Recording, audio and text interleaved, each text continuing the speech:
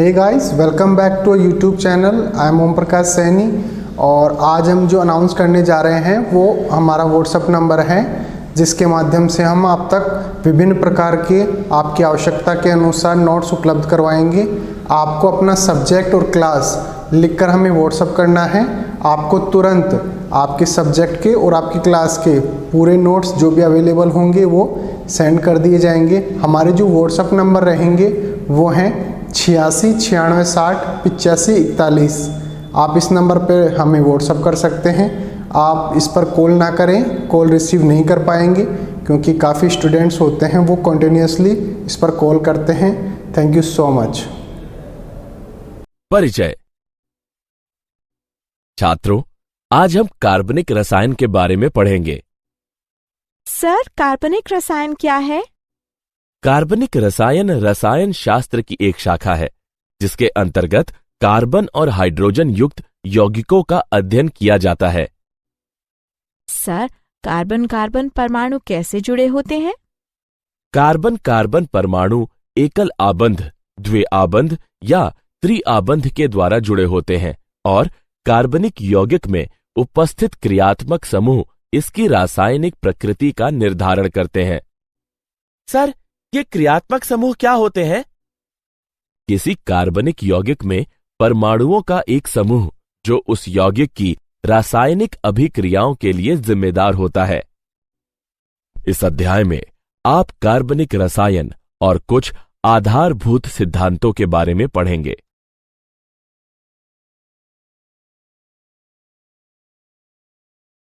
उद्देश्य। इस पाठ के अंत में आप निम्न करने में सक्षम हो जाएंगे: कार्बन की चतुर्संयोजकता को परिभाषित करना, पायाबंध के निर्माण का वर्णन करना, कार्बनिक यौगिकों को पूर्ण, संघनित और आबंध रेखा संरचनात्मक सूत्रों के द्वारा निरूपित करना, 3D यानी त्रिविमी सूत्र में कार्बनिक यौगिकों का निरूपण करना, कार्बनिक यौगिकों को वर्गीकृत करना, कार्बनिक यौगिकों की नामकरण पद्धति का वर्णन करना,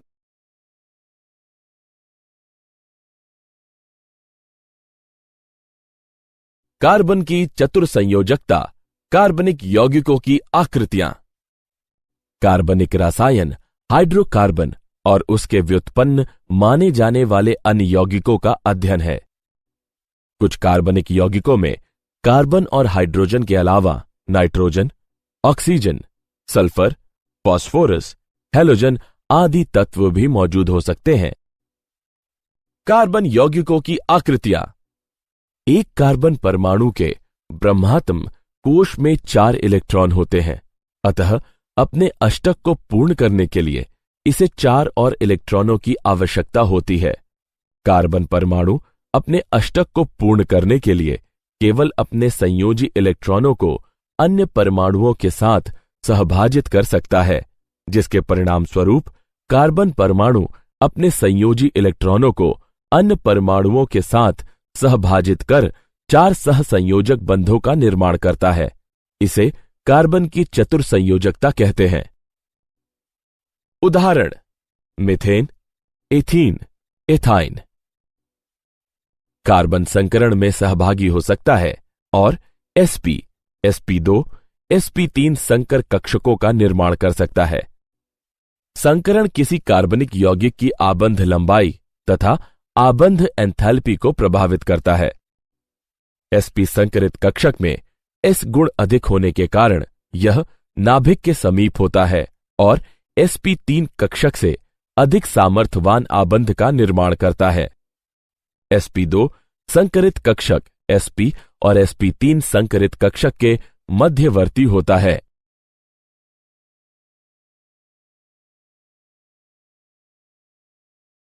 पायाबंधों के कुछ विशिष्ट अभिलक्षण। पायाबंध 2 निकटवर्ती परमाणुओं के p कक्षकों के पार्श्व अतिव्यापन से निर्मित होता है। p कक्षक एक दूसरे के समानांतर और अणु के तल के लंबवत होने चाहिए। पायाबंध कार्बन कार्बन द्विआबंध के चारों ओर घूर्णन प्रतिबंधित कर देता है। पायाबंध बहुआबंध युक्त यौगिकों में इलेक्ट्रॉन आवेश अभ्र उपलब्ध कराता है। कार्बनिक यौगिकों का संरचनात्मक निरूपण। पूर्ण संघनित तथा आबंध रेखा संरचनात्मक सूत्र। कार्बनिक यौगिकों की संरचना को लुईस या बिंदु संरचना, लघु संरचना तथा आबंध रेखा संरचना के द्वारा निरूपित किया जा सकता है। लुईस या बिंदु संरचना को ऋण में प्रदर्शित कर संक्षिप्त किया जा सकता है। एक लघु रेखा एकल आबंध को निरूपित करती है। उदाहरण प्रोपेन। द्विलघु रेखा द्विआबंध को निरूपित करती है। उदाहरण प्रोपीन। त्रिलघु रेखा त्रिआबंध को निरूपित करती है। उदाहरण प्रोपाइन। ऐसे संरचनात्मक निरूपणों को पूर्ण संरचनात्मक सूत्र कहा जाता है।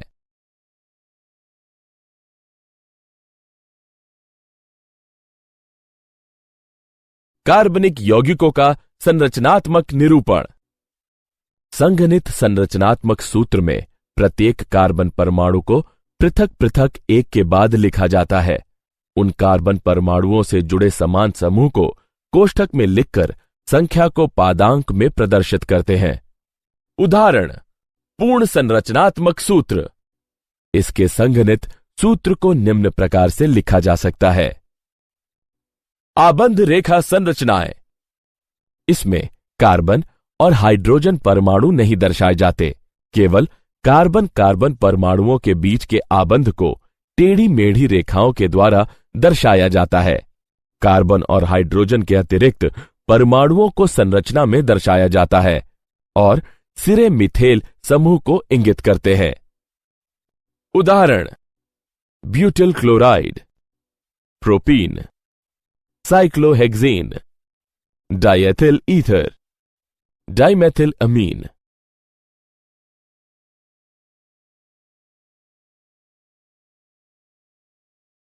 कार्बनिक यौगिकों का त्रिविमीय निरूपण। कागज पर कार्बनिक यौगिकों के त्रिविमीय संरचनाओं को ठोस और डैश वेज सूत्र के उपयोग के द्वारा निरूपित किया जाता है। ठोस वेज उस आबंध को दर्शाता है जो कागज के तल से दर्शक की ओर प्रक्षेपी है। डैश वेज दर्शक से दूर जाने वाले आबंध को दर्शाता है। कागज के तल में स्थित आबंध को साधारण रेखा के द्वारा प्रदर्शित किया जा सकता है। उदाहरण मेथेन। कार्बनिक यौगिकों का वर्गीकरण।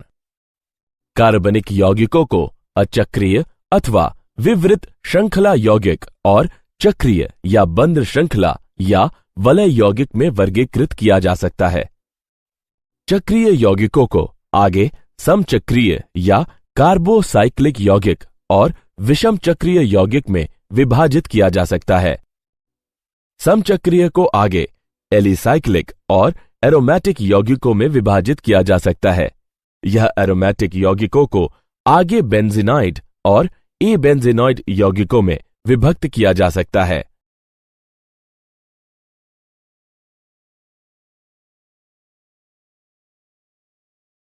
अचक्रीय या विवृत श्रृंखला यौगिक। अचक्रीय यौगिक विवृत श्रृंखला यौगिक होते हैं और ये एलिफैटिक यौगिक भी कहलाते हैं।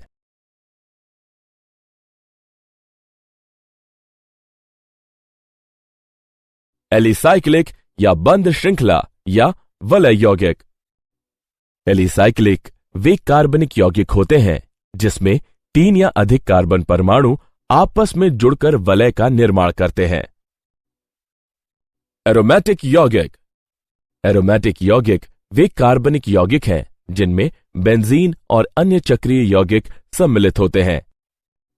बेंजीन, नेप्थलीन, टॉलीन, आयोडीन, बाइफेनिल, एंथ्रेसीन, फेनॉन्थ्रेरीन इत्यादि बेंजेनाइड एरोमेटिक यौगिक हैं। ट्रोपोलिन आदि एबेंजेनाइड यौगिक हैं।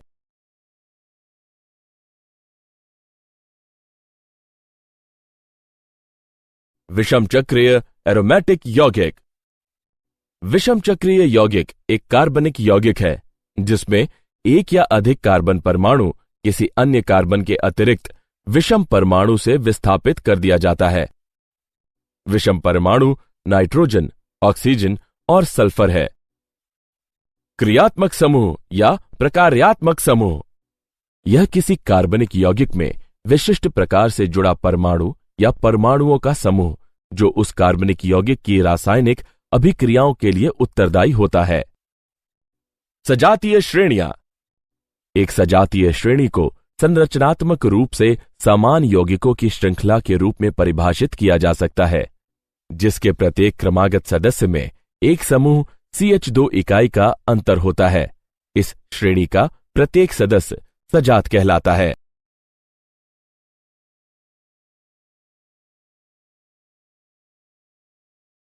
कार्बनिक यौगिकों की नामकरण पद्धति। नामांकन कार्बनिक यौगिकों को नाम देने की एक सुव्यवस्थित प्रणाली है। कार्बनिक रसायन की प्रारंभिक अवस्था में कार्बनिक यौगिकों का नाम उनके स्रोत, जहां से उन्हें प्राप्त किया गया था, के आधार पर दिया जाता है। उदाहरण, एसिटिक एसिड का नाम विनेगर से व्युत्पन्न है क्योंकि लैटिन भाषा में विनेगर को एसिटम कहा जाता है। मैथिल अल्कोहल को वुड स्प्रिट का नाम दिया गया था क्योंकि इसे लकड़ी के आसवन से प्राप्त किया गया था। कार्बनिक यौगिकों के ये नाम रूढ़ नाम या सामान्य नाम कहलाते हैं।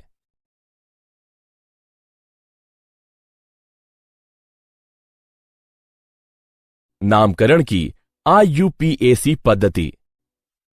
International union of pure and applied chemistry को छोटे रूप में IUPAC लिखा जाता है। इस पद्धति का उपयोग करके हम किसी कार्बनिक यौगिक को एक व्यवस्थित नाम दे सकते हैं। किसी कार्बनिक यौगिक का व्यवस्थित नाम मूल श्रृंखला, क्रियात्मक समूह और शाखा श्रृंखला की पहचान करके व्युत्पन्न किया जा सकता है। मूल नाम में हम उपयुक्त पूर्वलग्न, अनुलग्न को भी संयुक्त करके वास्तविक यौगिक का नाम प्राप्त कर सकते हैं।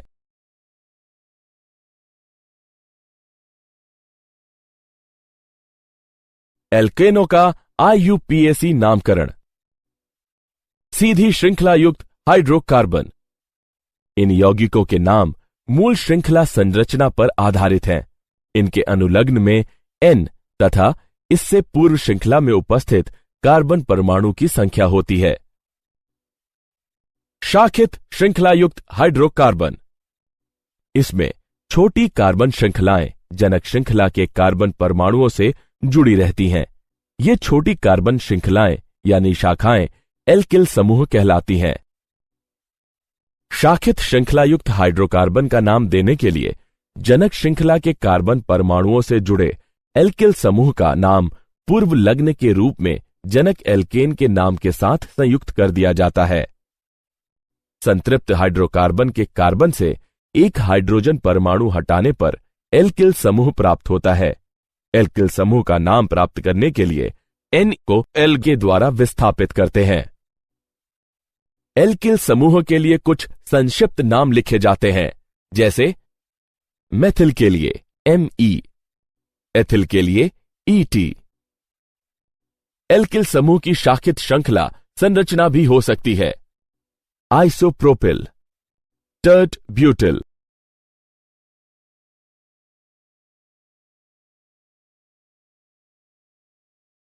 शाखित श्रृंखला युक्त एल्केनों का नामकरण। नामकरण के नियम निम्नलिखित हैं। सर्वप्रथम हम यौगिक में दीर्घतम कार्बन श्रृंखला का चयन करते हैं। जनक श्रृंखला के कार्बन परमाणुओं का अंकन किया जाता है, जिससे जनक एल्केन से जुड़े कार्बन परमाणु को पहचानने में मदद मिलती है। क्रमांकन उस छोर से प्रारंभ करते हैं जिससे शाखित कार्बन परमाणु को लघुतम संभावित अंक मिल सके।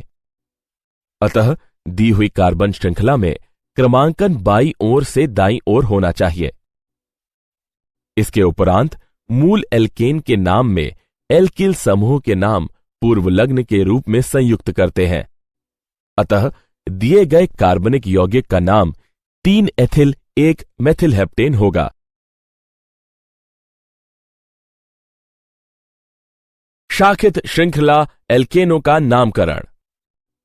यदि प्रतिस्थापी समूह समान हो तो उनकी संख्याओं के मध्य अल्प विराम लगाया जाता है और पूर्वलग्न का उपयोग किया जाता है। जैसे 2 के लिए डाई, 3 के लिए ट्राई, 4 के लिए टेट्रा, 5 के लिए पेंटा, 6 के लिए हेक्सा, 7 के लिए हेप्टा, 8 के लिए ऑक्टा, 9 के लिए नॉन और 10 के लिए डेको। उदाहरण 2,3 डाइमेथिल हेप्टेन। यदि 2 प्रतिस्थापी समूह दोनों छोरों से समान स्थिति पर आते हैं तो निम्नतम संख्या उस कार्बन को दी जाती है जो अंग्रेजी वर्णमाला क्रम में पहले आता है। उदाहरण 2 एथिल 5 मेथिल हेक्सेन। कुछ सामान्य IUPAC नाम निम्नलिखित है। सामान्य नाम आइसोप्रोपिल है। इसका IUPAC नाम 1 मेथिल एथिल और इसकी संरचना है। सामान्य नाम सेक ब्यूटिल। इसका IUPAC नाम 1 मेथिल प्रोपिल और इसकी संरचना है। सामान्य नाम आइसोब्यूटिल है। इसका IUPAC नाम 2 मेथिल प्रोपिल है और इसकी संरचना है। सामान्य नाम टर्ट ब्यूटिल है। इसका IUPAC नाम 1,1 डाइमेथिल एथिल है और इसकी संरचना है। सामान्य नाम नियोपेंटिल। इसका IUPAC नाम 2,2 डाइमेथिल प्रोपिल है और इसकी संरचना है।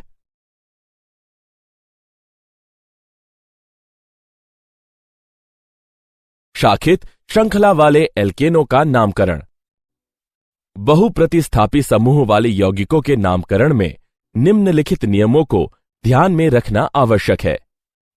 यदि कार्बन की समान संख्या वाली 2 श्रृंखलाएं हैं तो ज्यादा शाखा श्रृंखला वाली श्रृंखला को चुना जाता है। श्रृंखला का अंकन उस छोर से प्रारंभ किया जाता है जिस ओर से प्रतिस्थापी को निम्नतम अंक प्राप्त हो। उदाहरण दिए हुए यौगिक का IUPAC नाम 4,2,2 डाइमेथिल प्रोपिल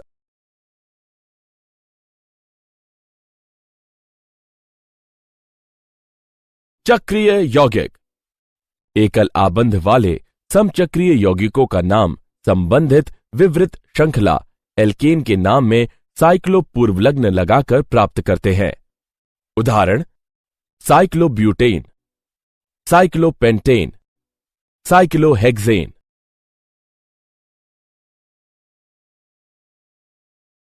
क्रियात्मक समूह वाले कार्बनिक यौगिकों का नामकरण। क्रियात्मक समूह किसी कार्बनिक यौगिक की रासायनिक अभिक्रियाशीलता की प्रवृत्ति को परिभाषित करता है। बहुक्रियात्मक समूह वाले यौगिकों में एक क्रियात्मक समूह को मुख्य क्रियात्मक समूह मान लिया जाता है। उचित पूर्वलग्नों का उपयोग करते हुए और बाकी बचे हुए क्रियात्मक समूहों को प्रतिस्थापी मान उस यौगिकों को नाम दिया जाता है। कुछ क्रियात्मक समूहों की तालिका निम्नलिखित है। प्राथमिकता के आधार पर क्रियात्मक समूहों का घटता हुआ क्रम निम्नलिखित है। कार्बोक्सिलिक अम्ल, acid anhydride, ester, acid chloride, amide, nitrile, aldehyde, ketone, alcohol, amine, alkane, alkene, alkyne, halo, nitro, alkoxy, alkyl. उदाहरण हम निम्नलिखित कार्बनिक यौगिकों के IUPAC नाम लिखेंगे। यहां मूल शब्द ब्यूट है और अनुलग्न एन है। यहां 2 क्रियात्मक समूह है, कीटोन और एल्कोहल। एल्कोहल समूह की अपेक्षा कीटोन समूह को उच्च प्राथमिकता प्राप्त है। अतः द्वितीयक अनुलग्न ओन होगा। पूर्वलग्न मेथिल और हाइड्रोक्सिल होंगे। अतः नाम होगा 3 हाइड्रोक्सी 3 मेथिल ब्यूटेन 2 ओन।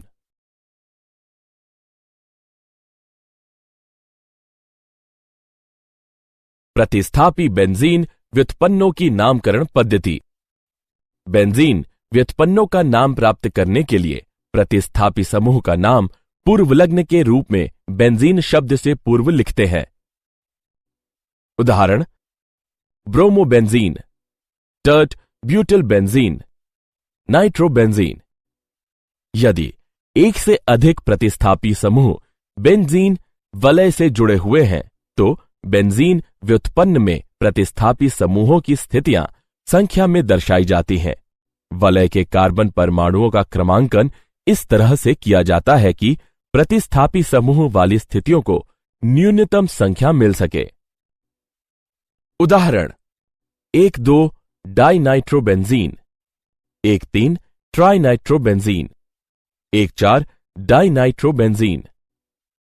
रूढ़ पद्धति में ortho O, Meta M, para P पूर्व लग्नों को संबंधित स्थितियों क्रमशः 1, 2, 1, 3 और 1, 4 को दर्शाने के उपयोग में लाया जाता है।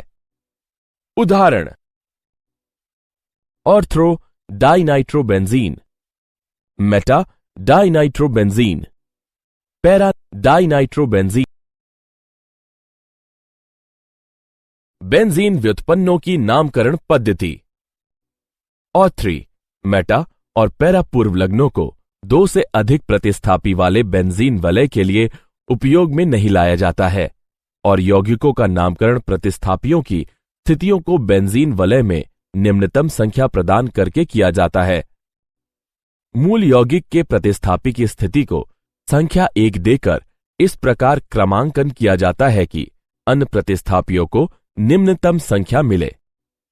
प्रतिस्थापियों के नाम अंग्रेजी वर्णमाला क्रम में लिखे जाते हैं। उदाहरण हम फ्लोरीन को संख्या क्रम 1 देते हैं, जिससे नाइट्रो को 2 और एथिल को 4 क्रमांक प्राप्त होता है। इस यौगिक को अंग्रेजी वर्णमाला क्रम में लिखा जा सकता है 4 एथिल 1 फ्लोरो 2 नाइट्रोबेंजीन। जब बेंजीन वलय और क्रियात्मक समूह एल्केन से जुड़े रहते हैं तब बेंजीन वलय को प्रतिस्थापी माना जाता है। फेनिल नाम C6H5 को दर्शाने के लिए उपयोग में लाया जाता है। क्या आप जानते हैं मैसेंजर अंतरिक्ष यान ने बुध ग्रह पर न सिर्फ जल और बर्फ के अस्तित्व का खुलासा किया और साक्ष्य प्रस्तुत किए, बल्कि कई जगहों पर यह बर्फ 10 सेंटीमीटर मोटी कालिख जैसे कार्बनिक पदार्थ की परत से ढकी हुई प्रतीत होती है। सारांश। आइए हमने जो कुछ सीखा है उसे संक्षेप में दोहराएं।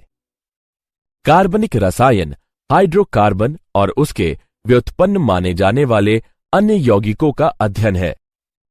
कार्बन एक चतुर्संयोजी यौगिक है। पायाबंध 2 निकटवर्ती परमाणुओं के पी कक्षकों के पार्श्व अतिव्यापन से निर्मित होता है। कार्बनिक यौगिकों को पूर्ण संघनित और आबंध द्विरेखा संरचनात्मक सूत्र के द्वारा प्रदर्शित किया जा सकता है। त्रिविमी यानी 3D निरूपण में ठोस वेज उस आबंध को दर्शाता है जो कागज के तल से दर्शक की ओर प्रक्षेपी है और डैश वेज दर्शक के दूर आबंध को दर्शाता है।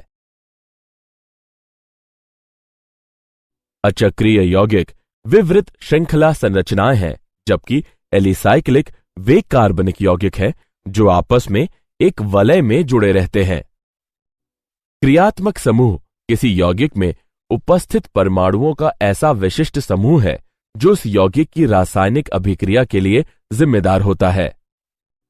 कार्बनिक यौगिकों का नाम नामकरण पद्धति के अनुसार दिया जाता है। रूढ़ पद्धति में ortho O, Meta M, para P पूर्व लग्नों को बेंजीन वलय की संबंधित स्थितियों क्रमशः 1, 2, 1, 3 और 1, 4 को दर्शाने के लिए उपयोग में लाया जाता है। परिचय। बच्चों, आज हम समावयवों और कार्बनिक अभिक्रियाओं की क्रियाविधि में उपयोग की जाने वाली मूलभूत संकल्पनाओं के बारे में पढ़ेंगे। कोई बता सकता है कि समावयव क्या हैं? क्या किसी को नहीं पता कि समावयव क्या हैं? कोई बात नहीं, मैं बताता हूं। वे कार्बनिक यौगिक जिनके अणु सूत्र समान होते हैं पर विन्यास भिन्न होते हैं समावयव कहलाते हैं। समावयवों के उदाहरण हैं डाई मेथिल ईथर और इथेनॉल।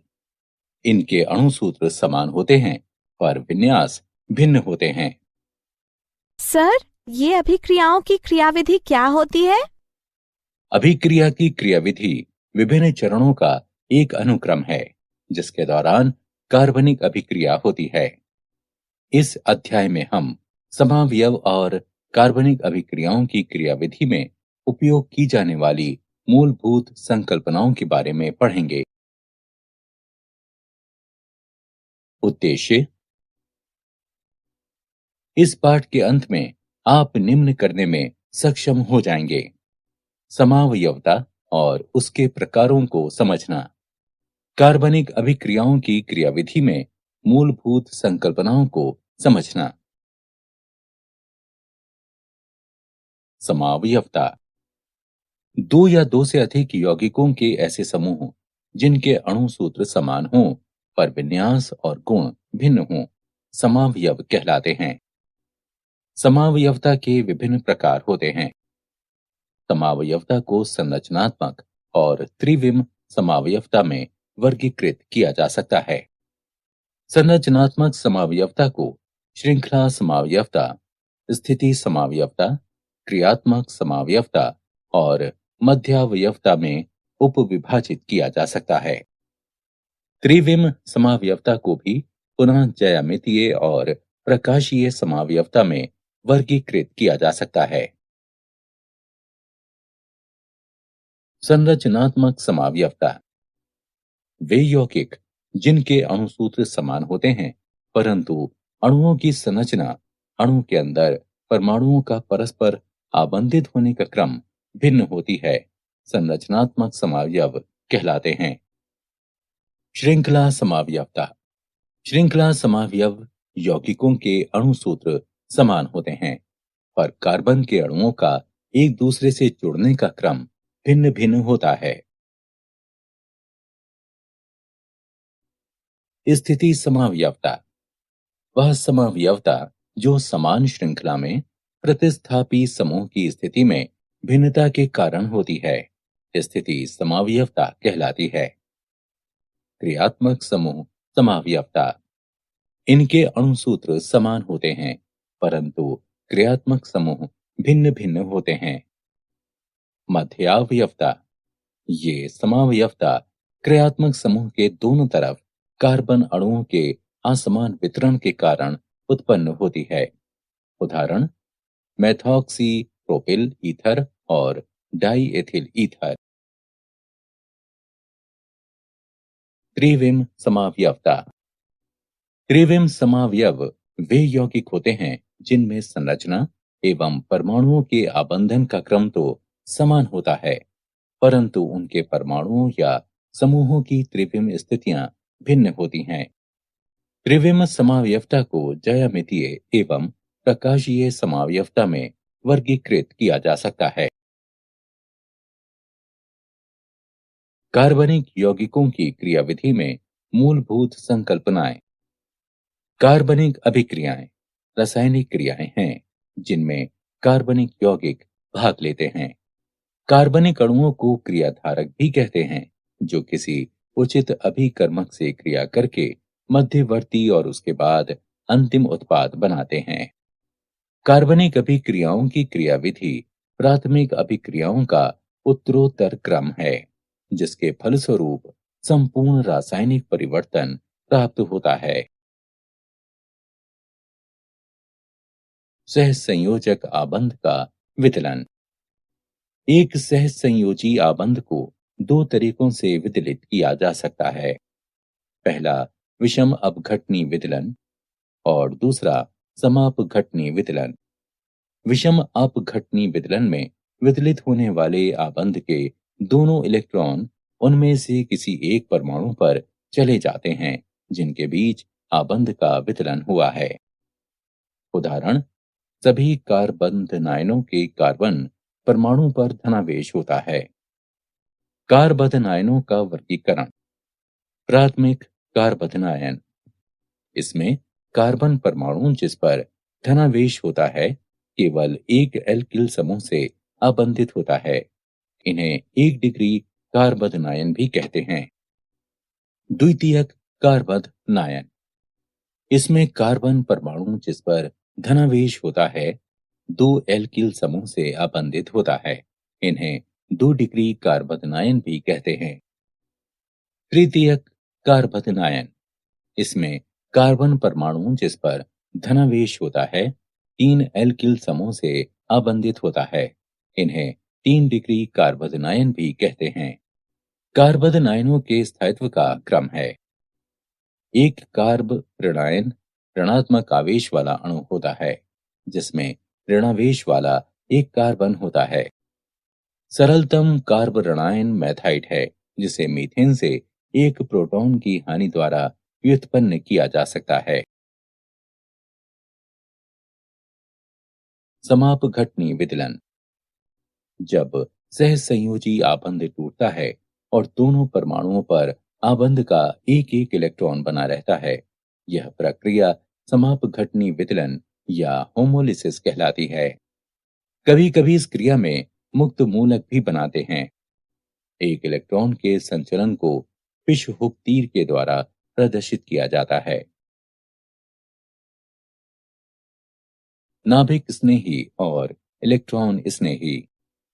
वे अभिकर्मक जो इलेक्ट्रॉनों के धनी होते हैं, जैसे क्लोराइड आयन, इसको नाभिक स्नेही कहते हैं, क्योंकि वे धनावेश की खोज करते हैं और धनावेश नाभिक में होता है। नाभिक स्नेही अभिक्रिया को किसी एक परमाणु की दूसरे परमाणु को इलेक्ट्रॉन प्रदान करने की प्रवृत्ति के रूप में भी परिभाषित किया जा सकता है। वैसे अभिकर्मक जो इलेक्ट्रॉन न्यून होते हैं, जैसे कार्बन आयन, इन्हें इलेक्ट्रॉन स्नेही निर्दिष्ट किया जा सकता है। इलेक्ट्रॉन स्नेही को किसी परमाणु से इलेक्ट्रॉन ग्रहण कर लेने की प्रवृत्ति के रूप में भी परिभाषित किया जा सकता है। कार्बनिक अभिक्रियाओं में इलेक्ट्रॉन संचलन।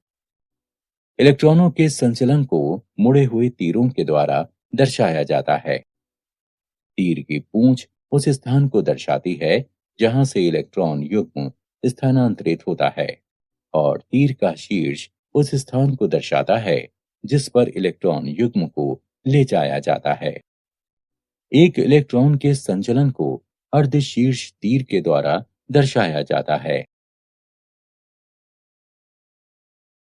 सहसंयोजी आबंधों में इलेक्ट्रॉन विस्थापन के प्रभाव। एक आक्रमणकारी अभिकर्मक धनावेशित या ऋणावेशित हो सकता है।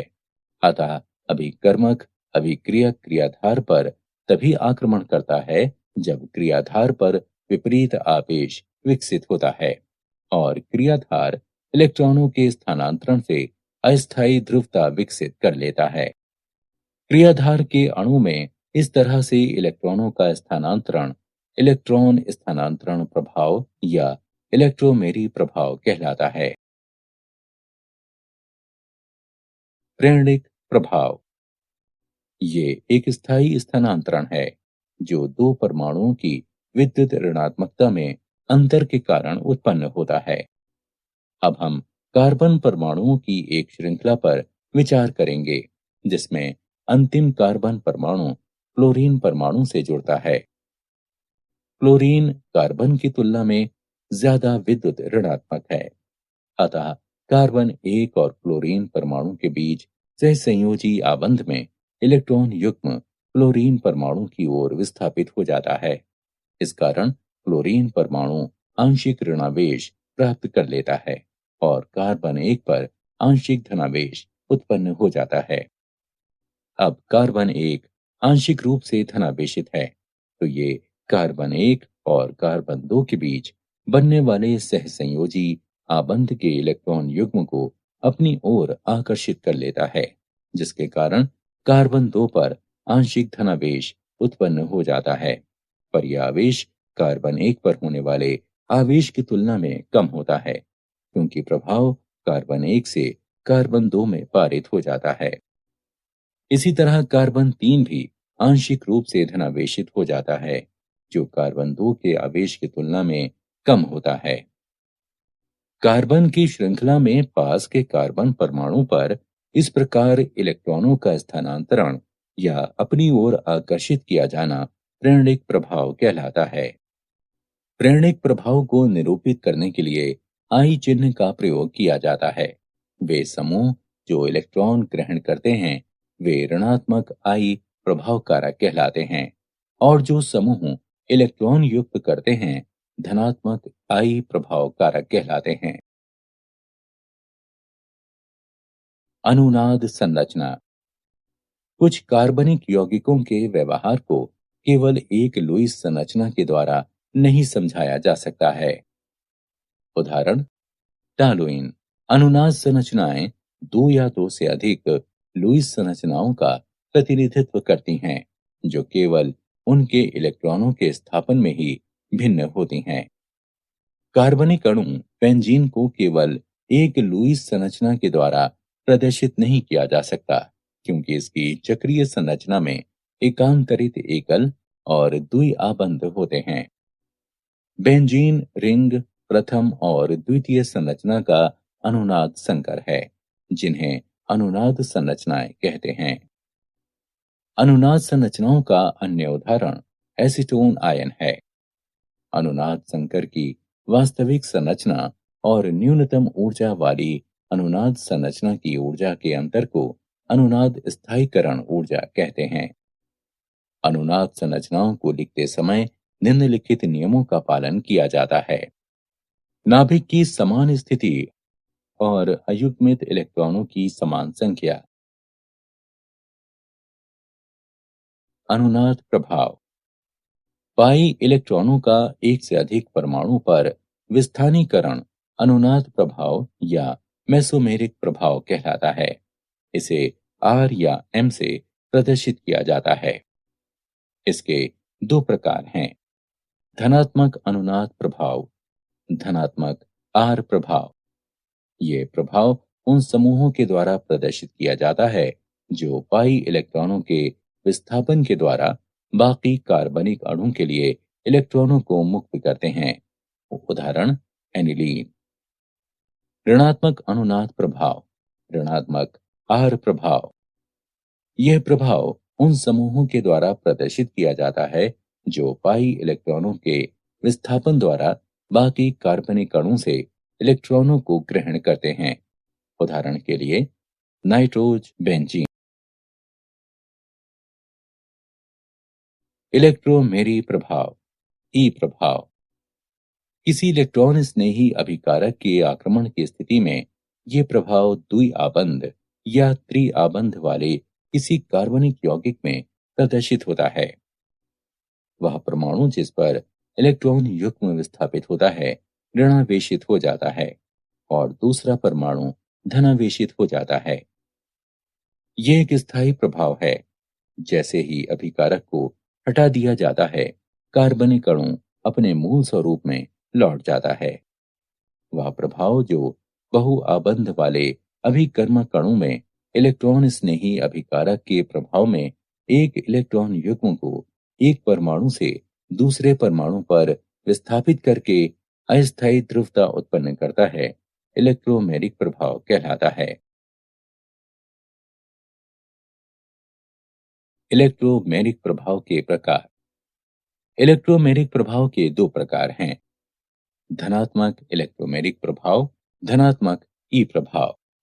द्वि और त्रि आबंध के पाई इलेक्ट्रॉनों का स्थानांतरण उस परमाणु पर होता है जिससे आक्रमणकारी अभिकर्मक आबंधित होता है, तब ये प्रभाव धनात्मक ई प्रभाव कहलाता है। उदाहरण के लिए, एसिड का एल्केनों के साथ युग्मन। ऋणात्मक इलेक्ट्रोमेरिक प्रभाव, ऋणात्मक ई प्रभाव। द्वि और त्रि आबंध के पाई इलेक्ट्रॉनों का स्थानांतरण उस परमाणु पर होता है जिससे आक्रमणकारी अभिकर्मक आबंधित नहीं होता है, तब ये प्रभाव ऋणात्मक ई प्रभाव कहलाता है। उदाहरण, साइनाइड आयन का कार्बोनिल समूह के साथ युग्म। अति संयुग्मन। सिग्मा पाई या सिग्मा पी अति व्यापन के द्वारा सिग्मा इलेक्ट्रॉनों का विस्थानीकरण अति संयुग्मन कहलाता है। ये सिग्मा आबंध पाई आबंध के साथ संयुग्मन में या सिग्मा आबंध पी कक्षक के साथ संयुग्मन में इलेक्ट्रॉनों के विस्थानीकरण में भाग लेते हैं और तब निकाय को स्थायित्व प्राप्त होता है। उदाहरण, प्रोपेन में CH3 समूह के 3 CH सिग्मा आबंध होते हैं जो कि पाई आबंध के साथ संयुग्मित रहते हैं। सिग्मा इलेक्ट्रॉन समीपवर्ती कार्बन कार्बन आबंध पर स्थानांतरित हो जाते हैं और पाई इलेक्ट्रॉन अंतिम CH2 कार्बन पर स्थानांतरित हो जाते हैं। प्रोपीन के 3 संरचनात्मक ढांचे संभावित हैं क्योंकि इसमें 3 CH सिग्मा आबंध होते हैं। विस्थानीकरण में सिग्मा इलेक्ट्रॉनों की भागीदारी के कारण कार्बन और हाइड्रोजन के बीच आबंध संरचनात्मक ढांचे में मौजूद नहीं होते, जिसके कारण अति संयुग्मन को आबंध रहित अनुनाद भी कहा जाता है। क्या आप जानते हैं, हाइड्रोजन अणु में सिग्मा आबंध 2,1s कक्षकों के अतिव्यापन से बनता है। मोसेस गोमबर्ग रसायन शास्त्र के संस्थापक हैं। सारांश, आइए हमने जो कुछ सीखा है उसे संक्षेप में दोहराएं। वे यौगिक जिनके अणुसूत्र समान होते हैं, इन पर विन्यास भिन्न होते हैं, समावयव कहलाते हैं। समावयवता के प्रकार हैं संरचनात्मक समावयवता और त्रिविम समावयवता। किसी अभिक्रिया की क्रियाविधि सामान्य अभिक्रियाओं का उत्तरोत्तर क्रम है जिसके परिणाम स्वरूप संपूर्ण रासायनिक परिवर्तन प्राप्त होता है। एक सहसंयोजी आबंध को विषम अपघटनी विदलन और समापघटनी विदलन के द्वारा तोड़ा जा सकता है। विषम अपघटनी विदलन में आबंध के दोनों इलेक्ट्रॉन दो परमाणुओं में से किसी एक पर चले जाते हैं जिनके बीच आबंध का वितलन हुआ है। जब सहसंयोजी आबंध इस तरह टूटता है कि हर परमाणु पर आबंध का एक इलेक्ट्रॉन रह जाता है तो यह प्रक्रिया समापघटनी विदलन कहलाती है। नाभिक स्नेही अभिक्रिया को किसी एक परमाणु की दूसरे परमाणु को इलेक्ट्रॉन प्रदान करने की प्रवृत्ति के रूप में परिभाषित किया जा सकता है। इलेक्ट्रॉन स्नेही अभिक्रिया को किसी एक परमाणु की दूसरे परमाणु से इलेक्ट्रॉन ग्रहण करने की प्रवृत्ति के रूप में परिभाषित किया जा सकता है। दो परमाणुओं की विद्युत ऋणात्मकता में भिन्नता के कारण इलेक्ट्रॉनों का स्थायी स्थानांतरण प्रेरणिक प्रभाव कहलाता है। पाई इलेक्ट्रॉनों का एक से अधिक परमाणुओं पर विस्थापन अनुनाद या मेसोमेरिक प्रभाव कहलाता है। बहुआबंध वाले किसी कार्बनिक अणु में इलेक्ट्रॉन युग्म के विस्थापन के कारण उत्पन्न हुई अस्थायी ध्रुवता इलेक्ट्रोमेरी प्रभाव कहलाती है। सिग्मा पाई या सिग्मा पी अतिव्यापन के द्वारा सिग्मा इलेक्ट्रॉनों का विस्थानीकरण अति संयुग्मन कहलाता है।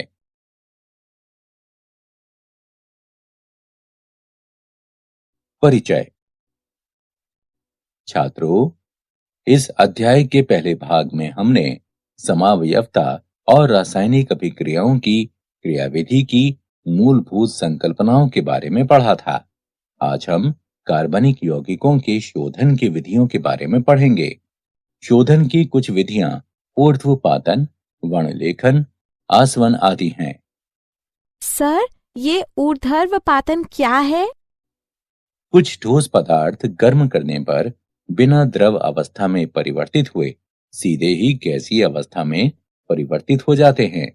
चलो, अब कोई मुझे बताएगा कि ये वर्णलेखन क्या है?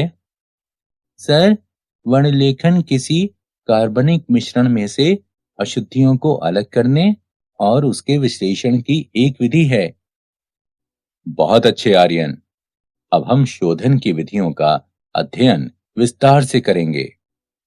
इस अध्याय में आप कार्बनिक यौगिकों के शोधन और उनके मात्रात्मक और गुणात्मक विश्लेषण का अध्ययन करेंगे। उद्देश्य। इस पाठ के अंत में आप निम्न करने में सक्षम हो जाएंगे। कार्बनिक यौगिकों के शोधन की विधियों का वर्णन करना, कार्बनिक यौगिकों के गुणात्मक विश्लेषण को समझना, मात्रात्मक विश्लेषण का वर्णन करना। कार्बनिक यौगिकों के शोधन की विधियां। कार्बनिक यौगिकों के शोधन की विभिन्न विधियां निम्नलिखित हैं। ऊर्ध्वपातन यानी सब्लिमेशन, क्रिस्टलन यानी क्रिस्टलाइजेशन, आसवन यानी डिस्टिलेशन, विभेदी निष्कर्षण यानी डिफरेंशियल एक्सट्रैक्शन और वर्णलेखन यानी क्रोमैटोग्राफी। अब हम एक एक कर सभी के बारे में विस्तार से जानेंगे। ऊर्ध्वपातन, कुछ ठोस पदार्थ गर्म करने पर बिना द्रव अवस्था में परिवर्तित हुए सीधे ही गैसीय अवस्था में परिवर्तित हो जाते हैं। इसे ऊर्ध्वपातन कहते हैं। इसका उपयोग ऊर्ध्वपातनीय कार्बनिक यौगिकों को दूसरे अशुद्ध यौगिकों जो ऊर्ध्वपातनीय नहीं हैं, उनसे पृथक करने के लिए किया जाता है। अशुद्ध कार्बनिक यौगिकों को छिद्रित एस्बेस्टास की चादर से ढकी हुई एक प्याली में रखकर गर्म किया जाता है, जिसके ऊपर एक उल्टी फनल यानी कीप रखी जाती है। कीप के स्तंभ में कपास भरा जाता है। गर्म करने पर ठोस यौगिक का वो हिस्सा जो ऊर्ध्वपातित हो जाता है, एस्बेस्टस की चादर के छिद्र से गुजरकर कीप की ठंडी दीवार में संघनित हो जाता है। अशुद्धियां जो ऊर्ध्वपातित नहीं होती हैं, प्याली में ही रह जाती हैं। क्रिस्टलन, ठोस कार्बनिक यौगिकों के शोधन का यह सबसे सामान्य तरीका है। ये विधि जिस उपयुक्त विलायक में ये कार्बनिक यौगिक मिलाए जाते हैं, उसमें इनकी विलेयताओं में निहित अंतर पर आधारित होती है। अशुद्ध पदार्थ पाउडर के रूप में होते हैं। इन्हें किसी विलायक के साथ एक फ्लास्क में गर्म किया जाता है। विलायक की मात्रा केवल गर्म करने पर पदार्थ के घुलने के लिए पर्याप्त होनी चाहिए। अब ये गर्म संतृप्त विलयन गर्म पानी की कीप से छान लिया जाता है। बाहरी कीप में परिचालित किए जाने वाला गर्म पानी विलयन को गर्म रखता है और कीप ही के अंदर क्रिस्टलीकरण नहीं हो पाता। यह गर्म निस्यंद बीकर में ठंडा किया जाता है। बड़े बड़े क्रिस्टल्स प्राप्त होते हैं और इन क्रिस्टलों को निस्यंद में से निस्यंदन के माध्यम से पृथक कर लिया जाता है। आसवन, आसवन द्रवों के शोधन की एक विधि है जिसके द्वारा द्रव मिश्रण में से उनके विभिन्न घटकों से अलग अलग किया जाता है। एक फ्लास्क में द्रव मिश्रण को गर्म करने पर द्रव में उपस्थित कम क्वथनांक वाले घटकों का वाष्पीकरण शुरू हो जाता है। वाष्प को संघनित्र की सहायता से संघनित करके प्राप्त द्रव को ग्राही में एकत्र कर लिया जाता है। द्रव मिश्रण के वे घटक जिनका क्वथनांक उच्च होता है, बाद में वाष्पित होते हैं और इन द्रवों को अलग एकत्रित किया जा सकता है।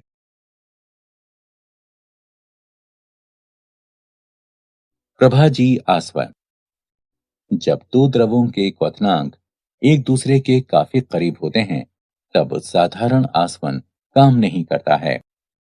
इस दशा में एक प्रभाजी कॉलम का उपयोग किया जाता है जो एक लंबी नली के रूप में होता है और इसमें ऊपर जाती हुई वाष्प और नीचे आते हुए द्रव के मार्ग में अवरोध प्रदान किया जाता है।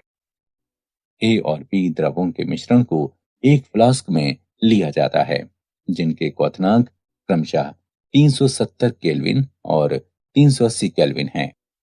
फ्लास्क को गर्म करने पर ए की ज्यादा वाष्प प्राप्त होती है और बी की वाष्प कम प्राप्त होती है। प्रभागी कॉलम में जैसे जैसे वाष्प ऊपर उठती जाती है, आंशिक रूप से संघनित द्रव नीचे गिरता है। बी की वाष्प ए की वाष्प की तुलना में जल्दी संघनित होती है और जो वाष्प ऊपर जाती है उसमें ए की मात्रा ज्यादा होती है। संघनित द्रव नीचे गिरता है और ऊपर उठती वाष्प से टकराकर पुनः ऊष्मा लेकर वाष्पित होता है, जिसमें बी के अणुओं की खपत होती है। प्रभागी कॉलम में यह क्रमिक प्रक्रिया चलती रहती है, जिसके परिणाम स्वरूप कॉलम के शीर्ष पर बचने वाली वाष्प मुख्यतः ए की होती है, जबकि फ्लास्क में बचने वाला द्रव बी का होता है। निम्न दाब पर आसवन। ये विधि उन द्रवों के लिए प्रयुक्त होती है जो अपने क्वथनांक के निकट अपघटित हो जाते हैं। फ्लास्क की मुख्य गर्दन में एक लंबी केशिका नली यानी कैपिलरी लगा दी जाती है और बगल की दूसरी गर्दन में थर्मामीटर लगा दिया जाता है। बगल की ट्यूब संघनित्र से जोड़ दी जाती है, जो दूसरे छोर पर ग्राही से जुड़ी होती है। ग्राही एक पंप से जुड़ी होती है जो दबाव को कम करता है। कम दबाव के साथ द्रव कम तापमान पर उबलने लगता है, जिससे तापमान अपघटन ताप तक नहीं पहुंच पाता है। उदाहरण, ग्लिसरॉल अपने क्वथनांक 563 केल्विन पर अपघटन के साथ उबलता है, पर यदि दबाव 12 मिलीमीटर तक कम कर दिया जाए तो ये 453 केल्विन पर बिना अपघटन के उबलने लगता है। भाप आसवन।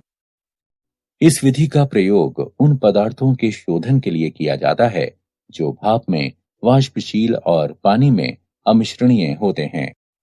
यह विधि इस तथ्य पर आधारित है कि कोई द्रव उस तापमान पर उबलना शुरू करता है जब उसका वाष्प दाब वायुमंडलीय दाब के बराबर हो जाता है और दो अमिश्रणीय द्रवों का वाष्प दाब स्वतंत्र द्रवों के वाष्प दाब के योग के बराबर होता है। अशुद्ध यौगिक में लगातार भाप प्रवाहित की जाती है, जो कि आस्वित करने के लिए आवश्यक है। भाप द्रव को गर्म करती है और जल को भी संघनित करती है। कुछ समय बाद जल और द्रव का मिश्रण उबलना शुरू कर देता है, क्योंकि मिश्रण का वाष्प दाब वायुमंडलीय दाब के बराबर हो जाता है। इस क्षण में तापमान पदार्थ के क्वथनांक या जल के क्वथनांक से कम होता है। द्रवों और पानी के इस मिश्रण को संघनित कर ग्राही में एकत्र कर लिया जाता है, जिसे आसानी से अलग अलग किया जा सकता है। विभेदी निष्कर्षण। जब कार्बनिक यौगिक किसी जलीय विलयन में उपस्थित होता है, तब उस कार्बनिक यौगिक को ऐसे विलायक का उपयोग करके निष्कर्षित किया जाता है जिसमें कार्बनिक यौगिक की विलेयता जल की अपेक्षा अधिक होती है और ये विलायक जल में अमिश्रणीय हो। यदि कार्बनिक यौगिक की उस विलयन में घुलनशीलता कम होती है तो यौगिक की सूक्ष्म मात्रा का निष्कर्षण करने के लिए विलायक की बड़ी मात्रा की आवश्यकता होती है। ये विधि सतत निष्कर्षण कहलाती है। वर्णलेखन। वर्णलेखन शोधन की एक ऐसी विधि है जिसे किसी मिश्रण के अवयवों को पृथक करने, कार्बनिक पदार्थों की पहचान करने और उनकी शुद्धता की जांच करने के लिए उपयोग में लाया जाता है। वर्णलेखन का वर्गीकरण। अधिशोषण वर्णलेखन, वितरण वर्णलेखन। अधिशोषण वर्णलेखन।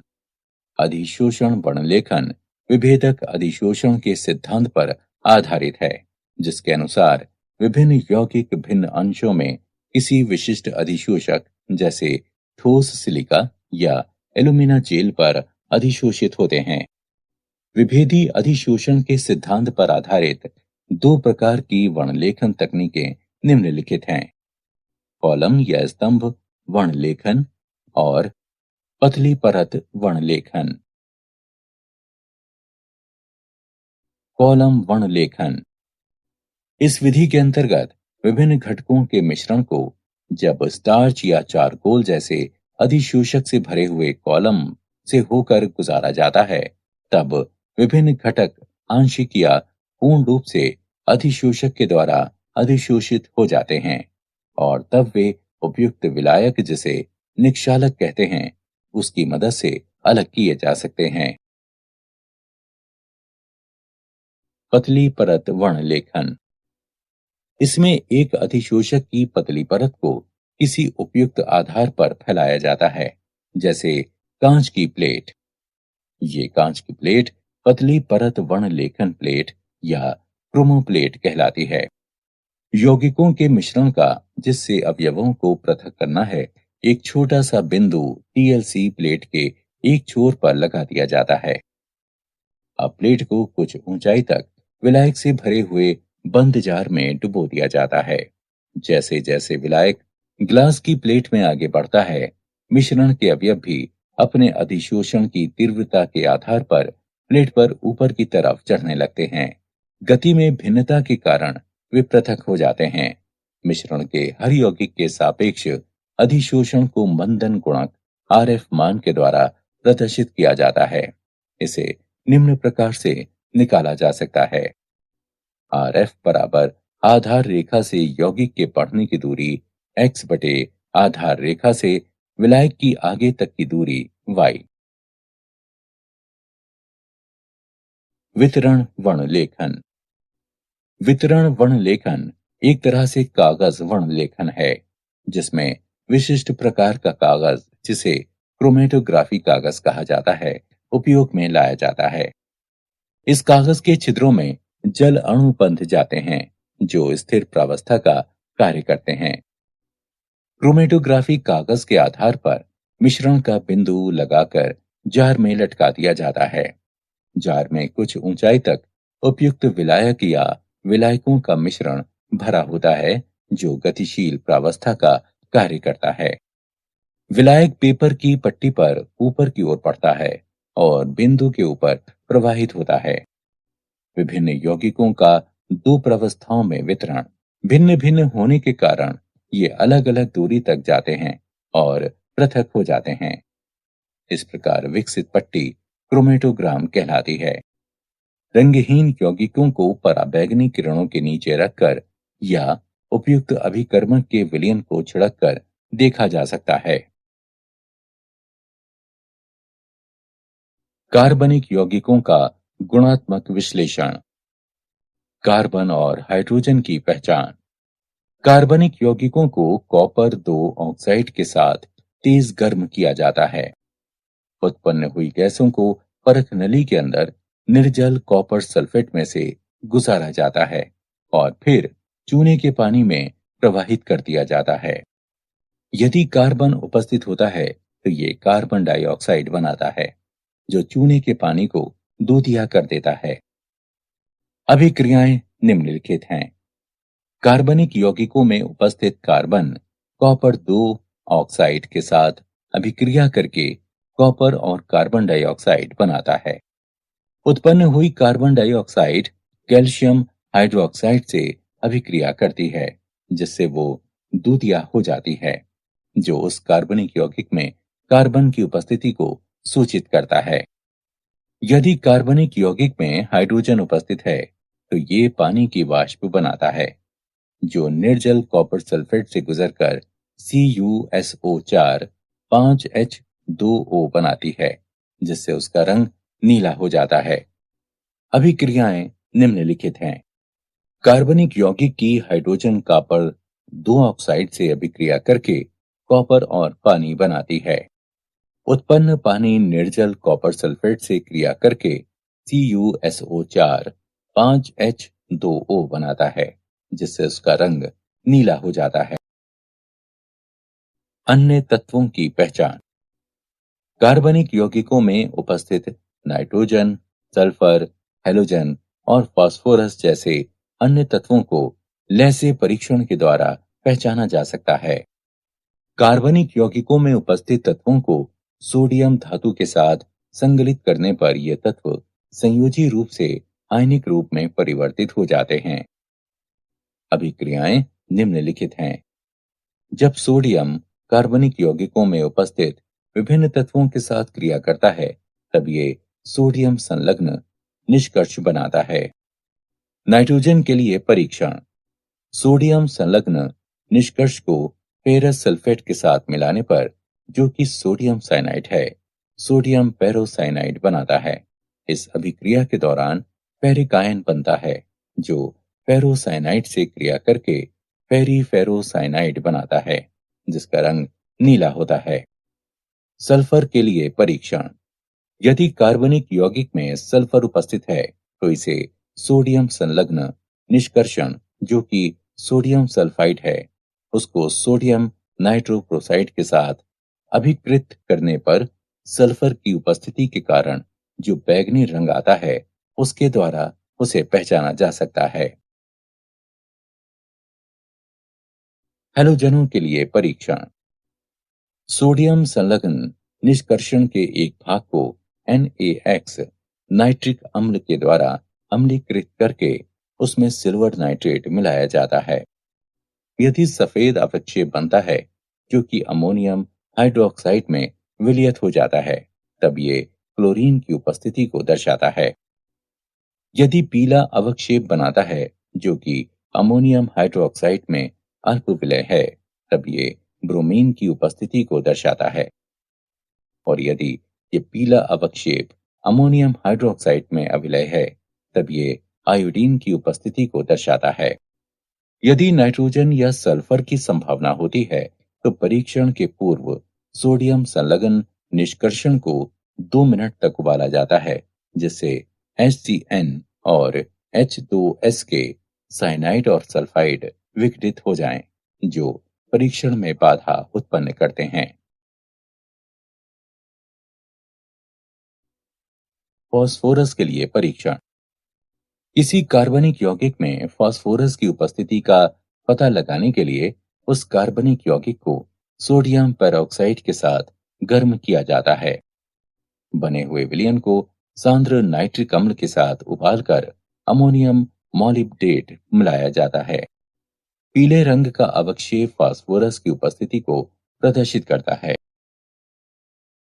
मात्रात्मक विश्लेषण। कार्बन और हाइड्रोजन। कार्बनिक यौगिकों के एक नमूने को शुष्क शुद्ध ऑक्सीजन की भाप में कॉपर 2 ऑक्साइड की उपस्थिति में 700 डिग्री सेल्सियस पर गर्म किया जाता है।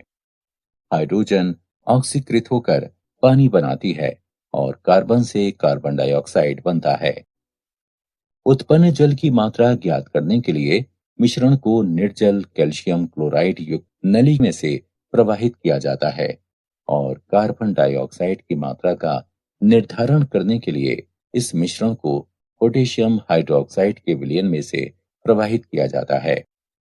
कार्बनिक यौगिक के नमूने में उपस्थित हाइड्रोजन का द्रव्यमान 1/9 कैल्शियम क्लोराइड के द्रव्यमान में वृद्धि और कार्बन का द्रव्यमान 3/11 पोटेशियम हाइड्रोक्साइड के द्रव्यमान में वृद्धि। नाइट्रोजन। नाइट्रोजन के आकलन की 2 विधियां हैं, ड्यूमा विधि और केल्डॉल विधि। ड्यूमा विधि नाइट्रोजन युक्त कार्बनिक यौगिक के ज्ञात द्रव्यमान को कार्बन डाइऑक्साइड के वातावरण में कॉपर ऑक्साइड के साथ गर्म किया जाता है। इस स्थिति में कार्बन और हाइड्रोजन ऑक्सीकृत होकर कार्बन डाइऑक्साइड और जल में परिवर्तित होते हैं और नाइट्रोजन मुक्त होती है। यदि अल्प मात्रा में नाइट्रोजन ऑक्साइड बनती है तो उन्हें गर्म कॉपर के तार पर प्रवाहित करके वापस अपचयित कर लिया जाता है। उत्पन्न गैसों के मिश्रण को भट्टी के द्वारा पोटेशियम हाइड्रोक्साइड विलयन में प्रवाहित किया जाता है। पोटेशियम हाइड्रोक्साइड कार्बन डाइऑक्साइड को अवशोषित कर देता है और नाइट्रोजन को नली के ऊपरी भाग से एकत्रित कर लिया जाता है। कार्बनिक यौगिक में नाइट्रोजन का प्रतिशत, जिसका द्रव्यमान m ग्राम है, 28 गुणे V गुणे 100/22400 गुणे m, जहां V STP पर नाइट्रोजन का आयतन है। केल्डॉल विधि। केल्डॉल विधि में नाइट्रोजन का निर्धारण अमोनिया गैस के द्वारा किया जाता है। कार्बनिक यौगिक को सल्फ्यूरिक अम्ल के साथ गर्म किया जाता है।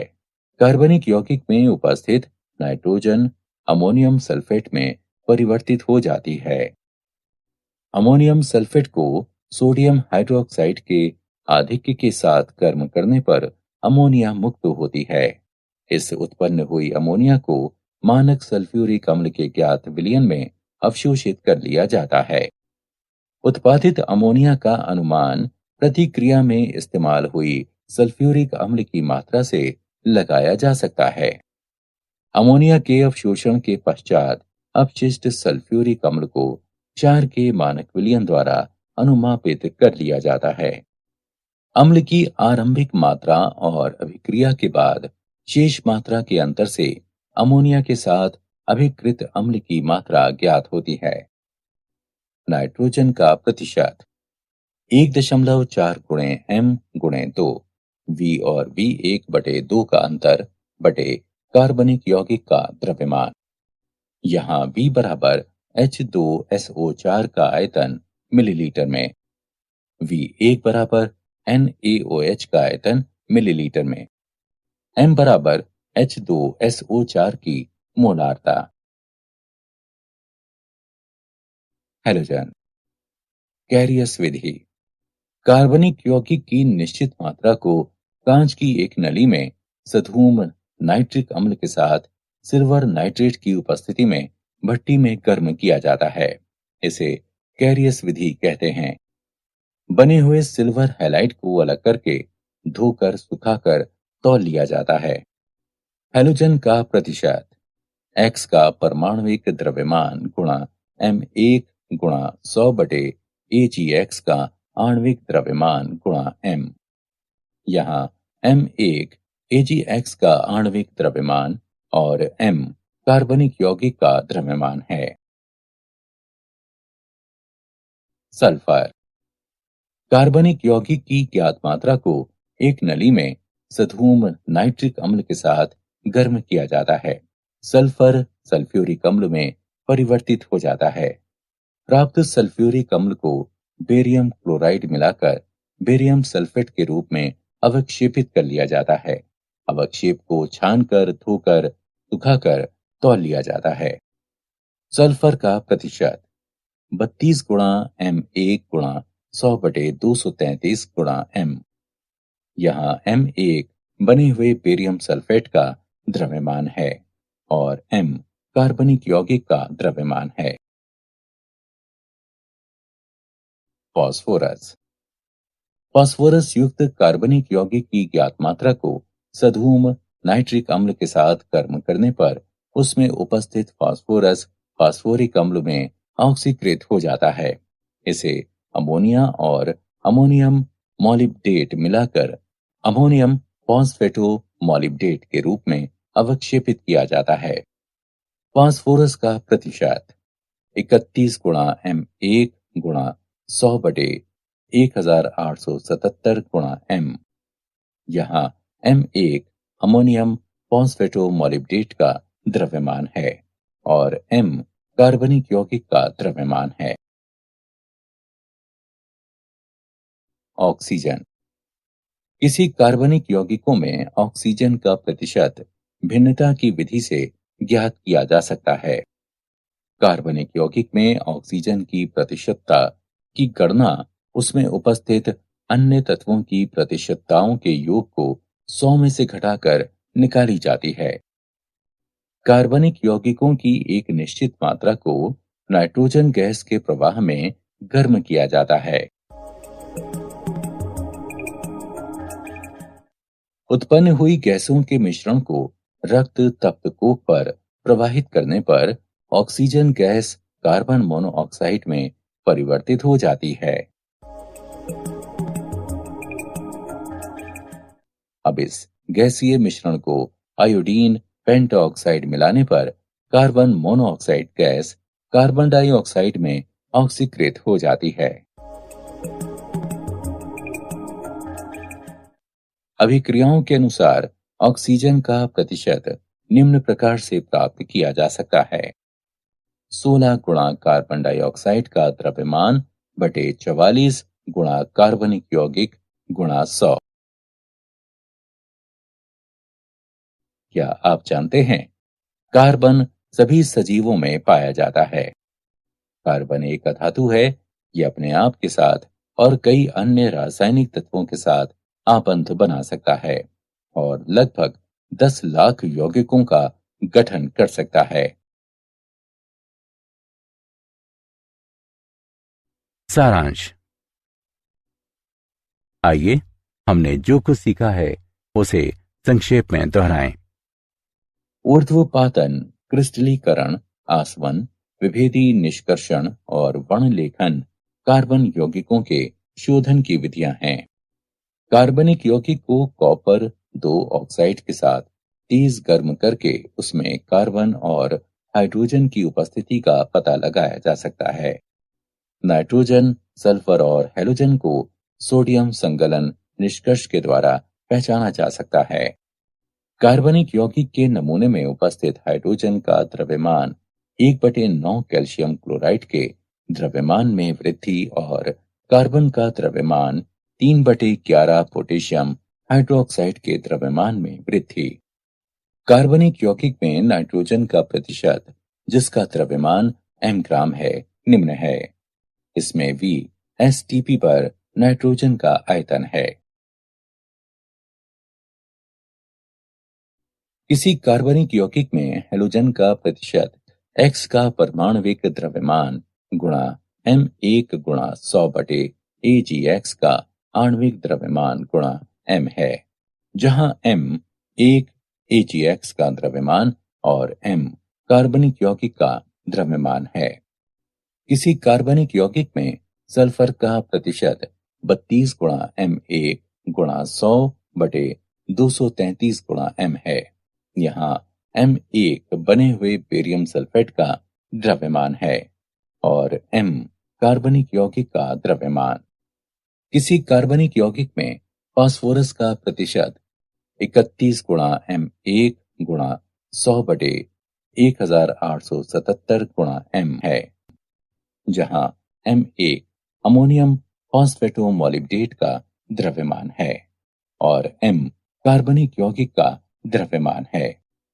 किसी कार्बनिक यौगिक में ऑक्सीजन का प्रतिशत निम्न प्रकार से प्राप्त किया जा सकता है: 16 गुणा कार्बन डाइऑक्साइड का द्रव्यमान बटे 44 गुणा कार्बनिक यौगिक गुणा 100।